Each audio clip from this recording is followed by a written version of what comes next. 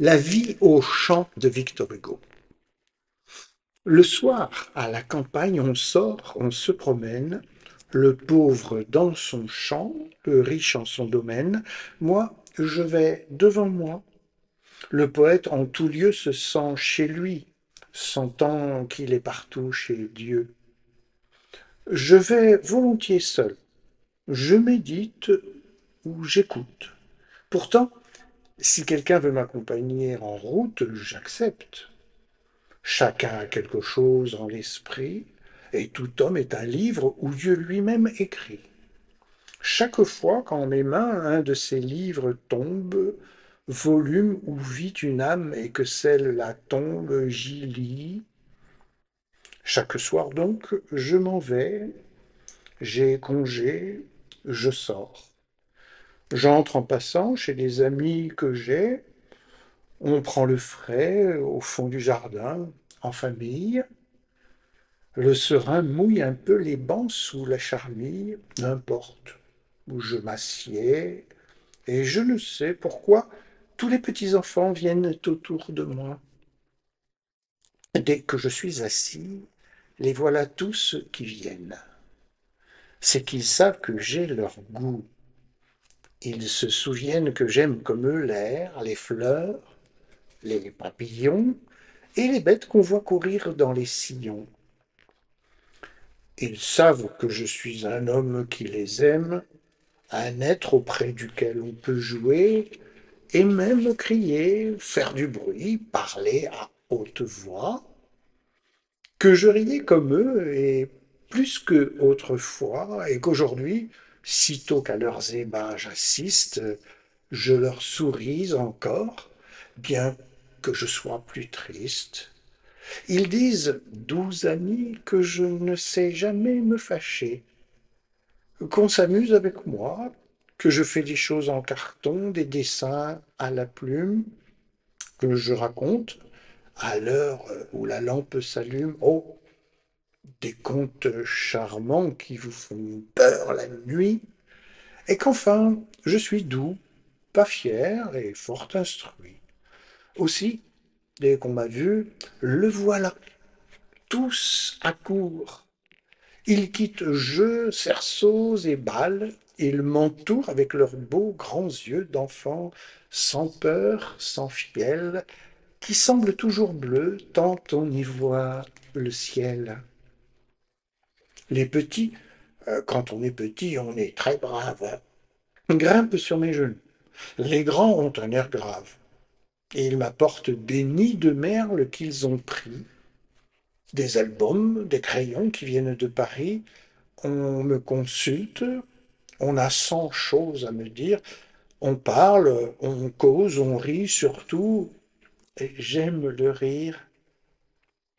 Non le rire ironique au sarcasme moqueur, mais le doux rire honnête ouvrant bouches et cœurs, qui montre en même temps des âmes et des perles.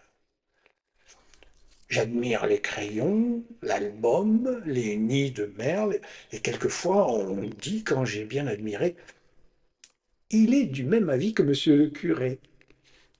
Puis, lorsqu'ils ont jasé tous ensemble à leur aise, ils font soudain, les grands s'appuyant sur ma chaise et les petits toujours groupés sur mes genoux, un silence.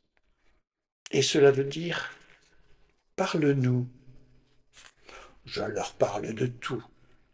Mes discours en eux sèment ou l'idée ou le fait. Comme ils m'aiment, ils aiment tout ce que je leur dis. Je leur montre du doigt le ciel, Dieu qui s'y cache, et l'astre qu'on y voit.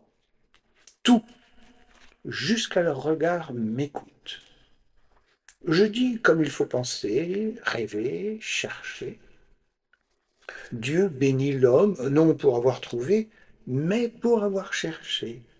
Je dis, donnez l'aumône aux pauvres, humbles et penchés, recevez doucement la leçon ou le blâme.